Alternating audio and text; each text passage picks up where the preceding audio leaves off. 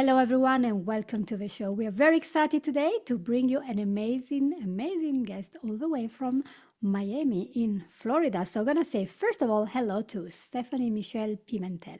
Ciao. Hi, Franz. Thank Ciao. you for having me. I'm excited and very thankful that you've taken some time to talk to me because today, you guys, we're talking about one of your big problems. And it's a problem that happens in this way you apply for the role, you send an amazing resume, you send a beautiful letter, and nothing happens. You're hitting a wall. Why? Why? What's going on? So you're kind of desperate and you're looking for maybe lesser roles, less pay. Or, second scenario, you apply for the role, get your interview, get inside your job, and then you got an amazing dream title. And then you realize your own company and leadership have no idea, no clarity on what you're supposed to do. And you know that this is actually more common than you think, especially the hiring part is very much complex issue we are facing in 2026. So there is a little bit of a broken hiring culture. For this reason, I go here. The topic for today is the hiring truth because we have Steph, who is a first generation Dominican American, and she actually built a global advisory firm from zero, from ground zero, and she's helping US giants to expand in Latin America.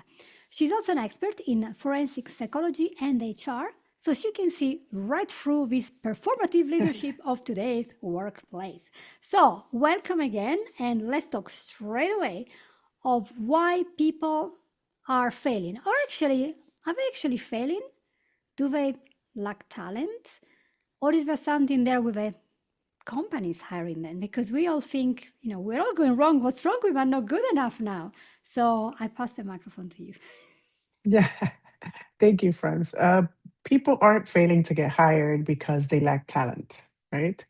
They're failing because companies don't know how to define roles anymore. They don't know how to evaluate leadership or build trust anymore. So, what's going on is that our systems are broken, right? We have to have leaders or leadership take accountability. And we don't give them those seats at the table anymore. We rush through hiring. We fill these roles with leaders, but we don't really tell them what their role is really. And the company itself doesn't really know what it is. They know they need it. They know they want this big title. They hire the person, but in the end, they don't. The role it's not defined in itself. So when I see massive hirings, it scares me, right? Because what happens is you're worried more about speed and not about quality. So you're not sitting with your leaders and really defining these roles before you start sourcing people, interviewing, going through resumes, and filling them. So when they join on day one, they feel, okay, I finally got the company I wanted, I got the title I wanted, I got the pay I wanted. Within 4 or 5 days, you realize they don't know what they're doing. They don't know what they want you to do. They want you to understand what the company's goal is and figure it out on your own. So is this like a guessing game? So when they do in the hiring process, are they not listing there all the things that they want you to do? Where is the broken chain here? No, most of those job descriptions are generic. And now ChatGPT wrote them, right? So there is no human connection to these hiring roles anymore. ChatGPT defined the role. This is what you're looking for. You slapped it on LinkedIn. People started applying. Whatever matched the most word for word is who goes to the top of the pile. You start interviewing them, and you hire whoever you think is best. But whoever you thought was best against what? You have no idea really what you wanted that role to be from the beginning. I'm getting scared. This is worse than I thought. Even Mhm. the HR and even the leaders are now using ChatGPT. Oh, Everybody. Everybody. But over the past decade, hiring has shifted from intentional to reactive. We got all this money. We need to start filling these roles. We have these goals for this company, but hmm. it's not operational. It's not strategic. You know, the leaders in the forefront know what they want. We want more money. We want more revenue. So we need to fill these roles to get that revenue. And they tie it so much to revenue, and they forget what they actually need, especially in leadership levels, right? Mm, So I've mm, seen talented professionals given impressive titles without real authority, clear mandates, or even structural support. No structural support. This creates fear in those leaders that they're hiring. So what happens to that leader? That leader is fearful for not being able to deliver. They get burnt out, and there's a short job cycle there. So it damages both the career of that leader and also the company's reputation. mm. And I don't know if this is something I can ask, but is there any example you can bring from a real company that you know, even small company, so that I can really understand how that happens? Because I sometimes have ideas, but I don't want. Mhm. I prefer Oh, you give. I can give you a very good example, right? Women in leadership, and it's something that we spoke about briefly, right? We want to tick that box as a company. We want that diversity box. Look, we have women in leaders. What happens after the leader is in that position? She has the leadership title, but no real authority. C level doesn't trust her. The C suite doesn't trust her. So what happens? They make her sit in a corner somewhere and just be quiet and without giving her any real authority. What happens to her team when the leader doesn't have real authority? There's no real way of managing expectations, pumping the numbers the company wants, and showing that I know what I'm doing. It's impossible because you don't have the real authority. They're taking your Mm. title and they're just putting it on paper on a website, but they're not really giving you any space to execute and show that strategic knowledge that you have and that strategic power that you possess. Would this be also be reflected onto all the DEA and all these minorities? So we have to interview a certain number of disabled people or young people or older people or something. Is it the Mhm. same that they don't really get the authority because people know why they're hired?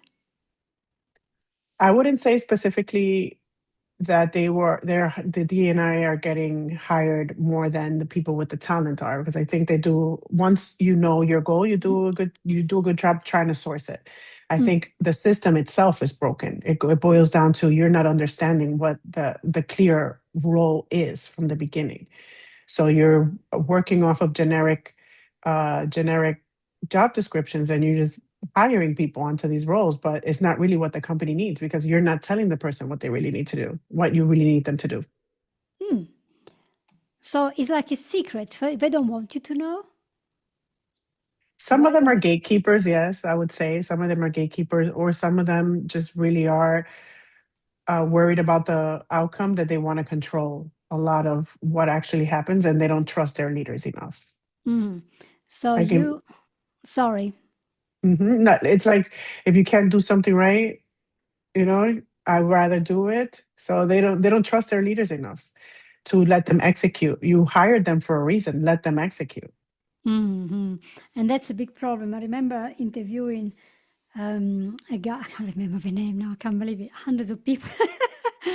And Mhm, Jimmy Carlo, how can I forget his name? It was about a month ago. And he was mhm, talking exactly about that. We hire the people and they're like floating there and we're trying to do all the job for them because we don't really trust them. And then so they cannot grow. And then we go into burnout completely. And then the one guy that I interviewed 2 hours before you, Steph, he was talking about another aspect. He was saying we go in autopilot. So the leader is there, he's got the title, the experience, and everything, and he's trying to lead, but he's really leading in autopilot. So he's reactive, he's not observing, he's no longer aligned with what he really wants to do, and he's not really listening to his people. So he becomes controlling, demanding, mhm, and the people leave. And then the company, as explained by Jean Carlo, and you people who listen to the past will remember, the company has to hire new people, which it costs millions and 1 or 2 years of retraining because they can't find a person, but the leadership is just sitting there doing exactly the same thing without changing, without looking inside, and so without looking at their own mindset as well. So we now see why there are these unclear roles and this performative leadership that are the real reason why we cannot have a right person, or the person goes there and is not doing well. So you talked about your bio, about your cultural intelligence, the human first relationship in leadership, the beat automation. Can you explain that how we can beat this automation and AI in this search for a real job where we can give our talents and see something growing out of that instead of feeling like resentful and we're not used or something, very frustrating, I think, for most people. So let's give you all the solution time here. Well, clarity before speed is my solution, right? AI can't do that for you. AI is very speedy and it just throws information at you and you feel that that's the way and because AI said it, right? But if Mm, you don't have boots on the ground, right? When companies expand, let's say globally, any gaps that you have in your leadership, in your structure, in your strategy, in your culture is going to be amplified with this expansion, right? Because you don't understand the culture where you're expanding to. You don't understand, you don't know the expectation of the expansion once you're in that market, right? And it often gets misunderstood or ignored. So these are the things that you need people for. You need to build relationships. mm, You need to be able to slow it down for you a bit, right? We're going so fast now because of AI. When companies slow down to define roles specifically, decision rights and culture context, right? Hiring outcomes improve mm, immediately. mm, Immediately. You start because you're taking your time to tailor your needs, to understand the culture, to your company's culture, and to understand who has the decision rights in mm, your company, right? So when that happens, like I said, hiring outcomes improve immediately, right? From an HR and operational standpoint, the people getting hired and retained in 2016 are those who can translate strategy into execution, hmm. right? So AI can pump out a strategy for you, but who's going to execute it? Right. And plus, the strategy is probably a clone of a clone, who knows what. Hmm. You have to know how to use AI because it's just going to throw back to you. It's like a mirror, isn't it? And give it back Yeah. to you, all well written. You think, oh, that sounds good. Press a button, send it over, this newsletter to everyone in the company. And then they're like, what is this? They're probably putting it to AI to understand what it means. Hmm.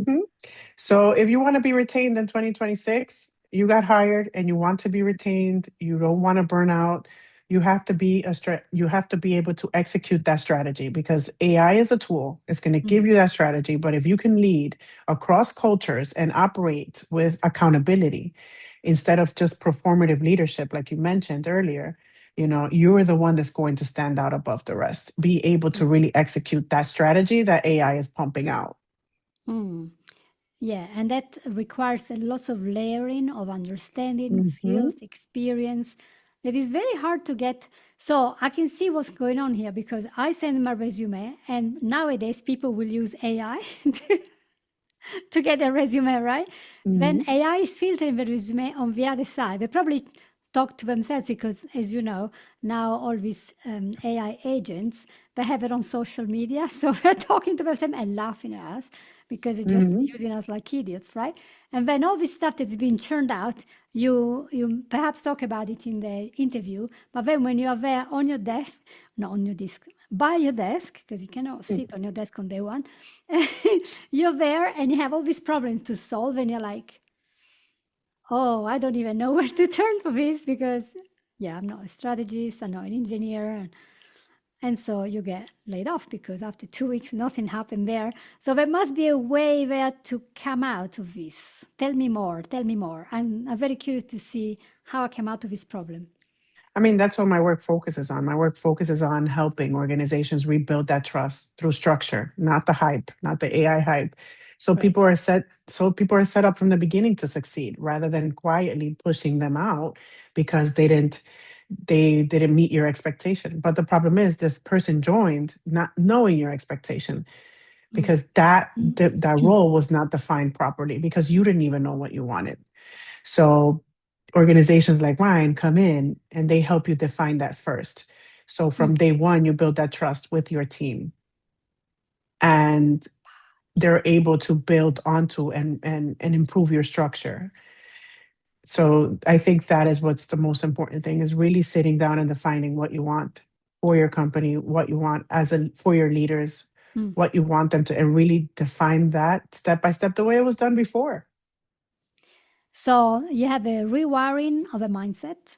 So we're Hmm. moving from this survivor role, and Hmm. we're thinking more about what's your identity as a company, where are you going, what is important for you, and we have lots of Gen Z looking for work, and then people who are 40, 50 looking for work. How do they translate this strategy into action? Is this something you can learn?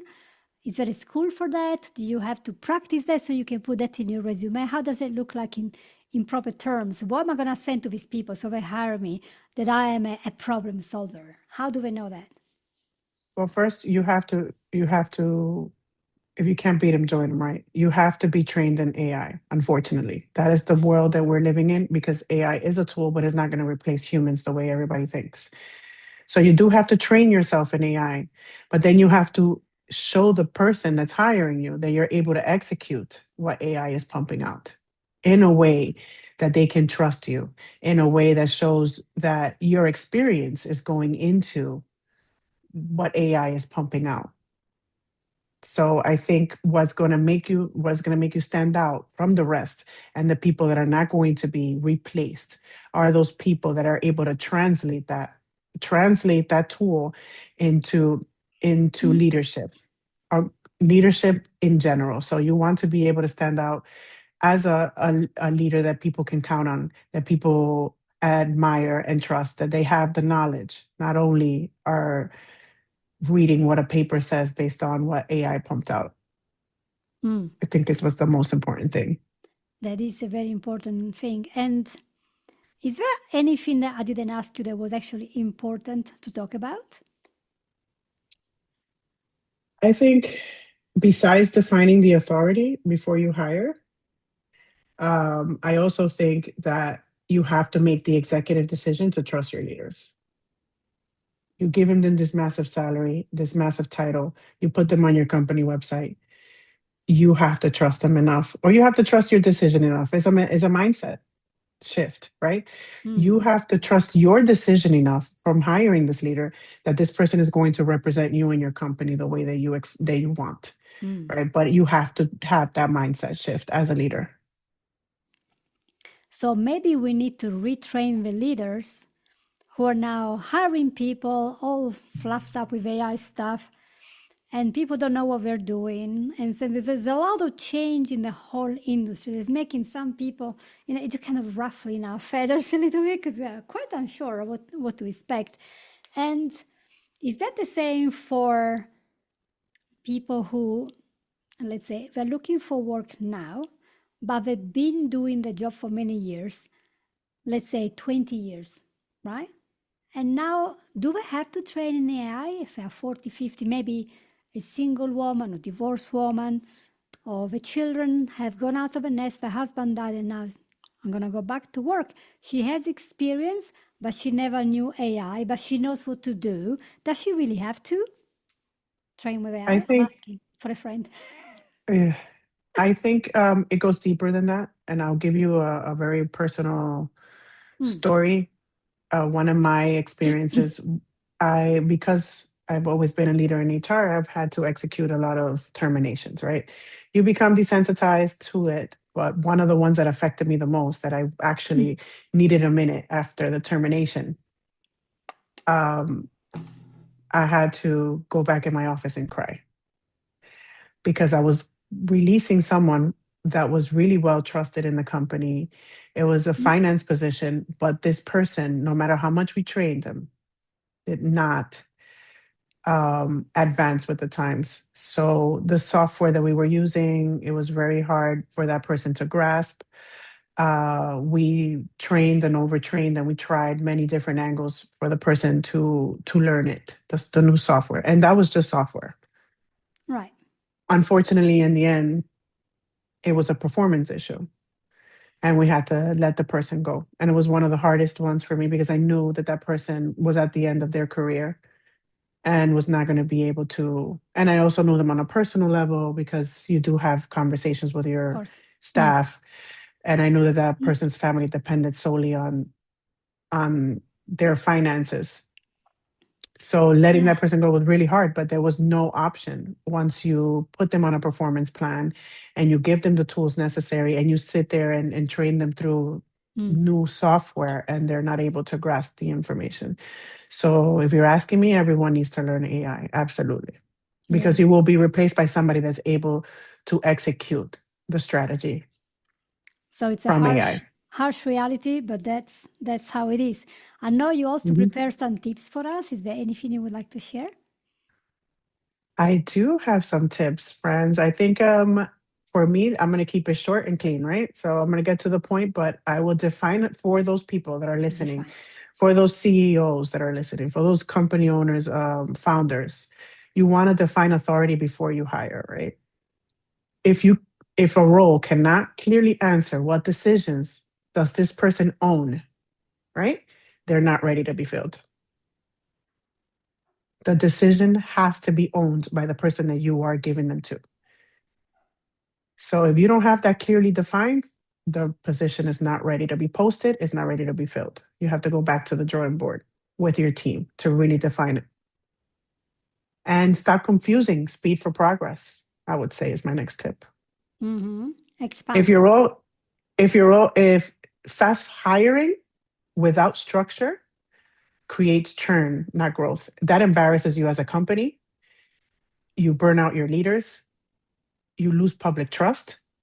You want to make sure that you don't confuse speed, as we are now, very fast at everything. I can build a whole business in 5 minutes on ChatGPT, right? You don't want to confuse speed with progress. It's Mm. not progress if it's not well structured and if it's not a human person there verifying and executing it Mm. step by step. And then I would say my last one is treat culture as an operating system, not a perk. So, especially in international teams, misalignment costs more than salaries ever will. So, a misaligned culture will cost you so much money, Mm. thousands, millions, depending on your company size.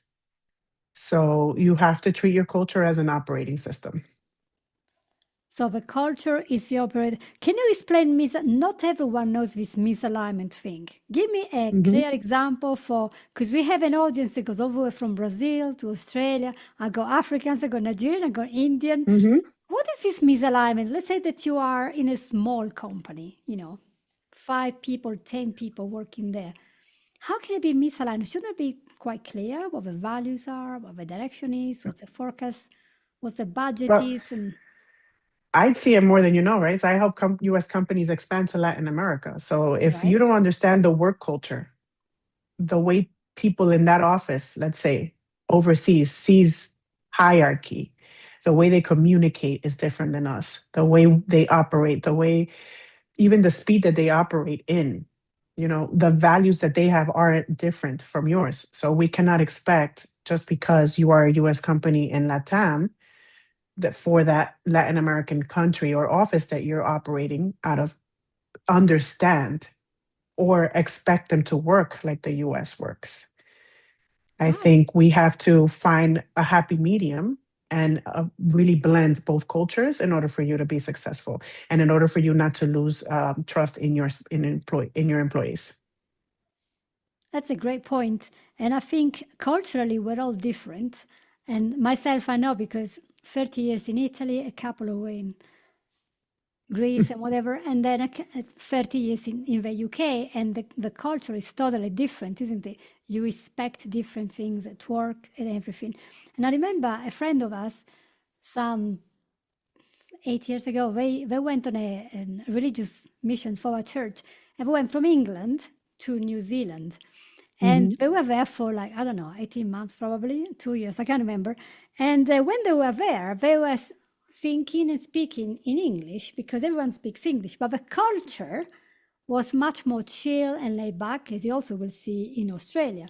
And so they asked a person in authority in an, I don't know, mission office. They say, oh, we need those documents for all these members that we're going to have to visit. And they kind of expected and right away, and nothing happened. And a day passed, 2 days passed. They're like, I mean, we wanted these documents. why they're not here? We asked so many hours ago, and people look at them and say, Jenny, this is New Zealand. We don't do things fast. We don't do things Mhm. fast. We will do it when we get to do it. Don't worry, this is not England. I remember her saying, Absolutely. Absolutely. I've had situations where the US leader calls the Latin American leader, and who did this? Who did this? And everybody stays quiet because it's a collective effort. It's not individual like here. hmm, So the work culture is very much collective. The team failed you, not one person. So they not will one never person, give you a name of one person. right? So these are the subtle nuances the AI is not going Hmm. to catch for you, isn't it? So that's why we understand. And also, No, and what they should do do. with this? Hmm? They do. Depending how you prompt AI, it will catch it. The problem is without boots on the ground, without the everyday changes, without you having that person that actually is immersed in this experience in that country that you're going through Right. to, or even state. Let's talk about US, right? State by state is different as well. Yeah. So if you don't have boots on the ground, there's no AI that's going to be able to help you with that kind of experience. Yeah, that's a big, big difference. I'm so thankful that we have this conversation because cultural differences are part of my life. I live Hmm. with an American and I'm Italian British, and we do lots of things differently. And we're like, oh, you do this in this way and you do that in the other way. This is all the time because we realize there are hundreds of ways of doing something and they're not all wrong or whatever. It's just how we think that's the only way, right? It's normal, isn't it? Hmm. So if a company wants to grow, especially now with a global work and we have Wi-Fi, we have internet everywhere, we have AI everywhere. So we can really work with every region of the world. And yet things are so different. And we are different as individuals. The culture is different. Sometimes the language is different. The Hmm. way of working, like, for example, I was watching a documentary from an American who moved to Australia a few years ago. And no, sorry. Yeah. So the one that went to Australia said, wow, uh, we are so busy in America, but here in Australia, we also chill. And after work, in between, let's say for lunch break, they'll go to the beach and relax. They'll play together. Um, volleyball with a boss, and that's fine, it's just different culture. And then Hmm. another one moved to Greece, still Americans, a couple moved to Greece, and they say, well, in America we think that being very, very busy all the time and being stressed out, that's a sign of success. While in Greece, if you ask somebody how you doing and they say, oh, I'm so busy, people will say, oh, I'm so sorry. Because Absolutely. you had to chill and relax. Absolutely. And Absolutely. Those are the little nuances that yeah, you have to like, understand when you yeah, want to arrive. explain, when you want to think globally. Yeah, like the arrival for appointments time in Italy and in Greece. I remember people arrive half an hour later, 45 minutes later, and you're terrified. Why are you not showing up? But that's your culture. If you say Hmm. 11 means between 11 and 12, it doesn't mean 11. While here it's like 11 is 11, or in Germany it's 11, Hmm. 11. It's 11:01 and gone. So these little things make life really difficult unless we make an effort as leaders and then as a team to kind of become more cohesive by listening, understanding, and opening our mind to the possibility that things can be done differently and still work really well. Which, Yes, absolutely. In the US, if you're on time, you're late. That's the no, culture here. actually, If if you're not you're time, on time, you're late. I'm Yes. gonna have to say to my husband, every time. That's even funny. Yes. I love this. So I want to thank you so much, Steph, because that was so eye-opening. It's not just about being hired; it's about being filtered by AI and then filtered again. And then when you go there, this boss has to understand what you're talking about, and you understand what he wants. And maybe the best thing is, if you're deep down in this problem, you can always go to Steph and look up her website and see if maybe they can do something for you. Have you got a website that we can show to everyone? Yes, lumenaglobal.com. And I'm also on LinkedIn as Lumena Global and Steph Michelle Pimentel on LinkedIn. Excellent. You can always reach out to me. And remember, if you do see a generic job posting out there that doesn't clearly define the role, don't even apply. Don't get excited. Take your time also applying. It's not only about the leader taking his time to define the role is also you taking your time to really investigate the company. Be intentional when you're applying for work as well. Yes, it's a great idea. Always understand. Mhm. Is this written by AI? Hold on a minute. I want to Mhm. know more about this. Maybe is it a Mm. good idea then to write asking for clarifications in case it isn't quite clear what you're going to do? Yes, I would always reach out to the recruiter if it's listed. Right. That's a They good usually do thing. a good job reaching back out and giving you that information. Right. That's a great Mhm. thing. Well, I can only say thank you so much, Stephanie. And you guys, Thank you. thank you to all for listening all the way. Maybe you might like to click like or write a little comment underneath to show YouTube and Apple that you are an active listener and you haven't scrolled down to the next already so fast, hey? Make sure you subscribe so that more content that is helping you to create the life that you want can be ready for you on the next time you log in. So thank you to everyone and see you all next week. Bye bye.